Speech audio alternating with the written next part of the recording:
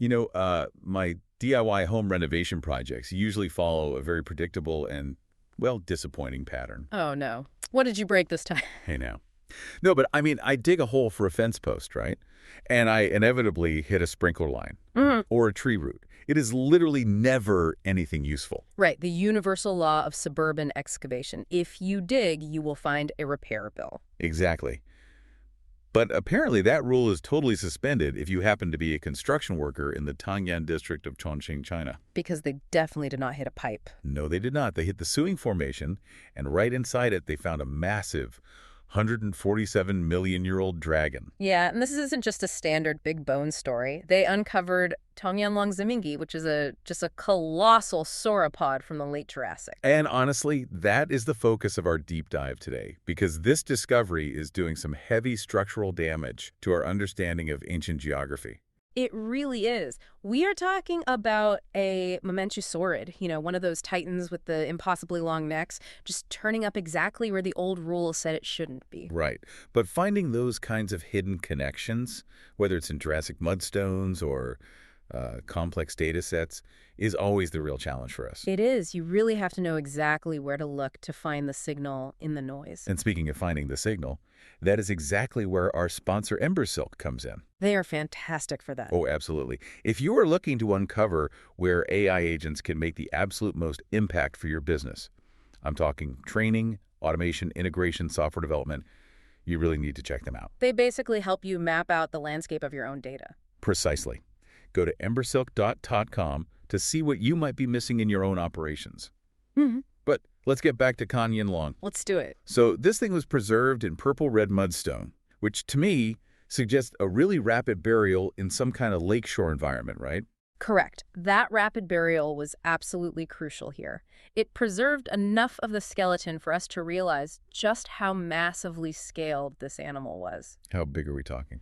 Well, based on the dimensions of the scapula, the shoulder blade, and a few other limb bones, we are looking at a creature between 23 and 28 meters long. Wow.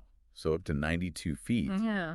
That puts it right up there with the absolute heavyweights. And looking at the vertebrae, it's clearly using that really cool avian-style engineering. The highly pneumatic bones, yeah. Yeah, exactly. It shows that evolution is just a brilliant architect. I mean, if you want to build a biological structure that weighs 32 tons and can still physically walk around, you cannot have solid bone everywhere. It would just be too heavy to lift. Right. So you need those complex air sacs, basically hollowing out the vertebrae. It's nature's weight reduction kit.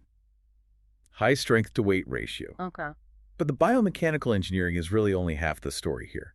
The geography is where this gets super controversial. Yeah, because for years, the prevailing theory was the East Asian isolation hypothesis. The idea that during the Jurassic, East Asia was essentially this giant island continent. Exactly. Ecologically cut off from the rest of Pangea. And that isolation was supposed to explain why Chinese dinosaurs looked so distinct from everything else. They were just evolving in a bubble. Right.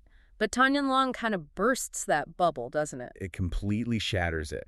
Because phylogenetic analysis places Tongyanlong in a family tree with relatives found as far away as Africa. Like Waimorakadia Karanja. Yes. And you just can't have close cousins popping up on entirely different continents if those continents are totally walled off from each other. So instead of this isolated island, we're actually looking at a superhighway. These giants were actively migrating across a vastly connected Pangea. And it wasn't a lonely migration either. Not at all. Tongyanlong was found alongside other large sauropods, like Mamenchisaurus inuensis. Which paints this incredible picture of a lush, hyper-productive ecosystem. One that was totally capable of supporting multiple species of these mega herbivores simultaneously. It really reframes our whole view of the Jurassic. It wasn't a fragmented, isolated world at all. It was a globally connected one where life was just thriving and moving freely across borders. That is such a powerful reminder of how bridged our world has always been. Yeah. I mean, if a 30-ton animal could successfully traverse continents 147 million years ago, it shows that barriers are often way more temporary than we tend to think. Life always finds a way to connect. It really does.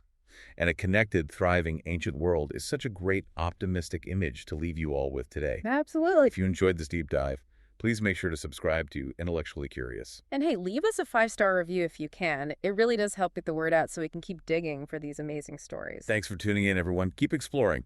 because you never know what wonders are just beneath the surface.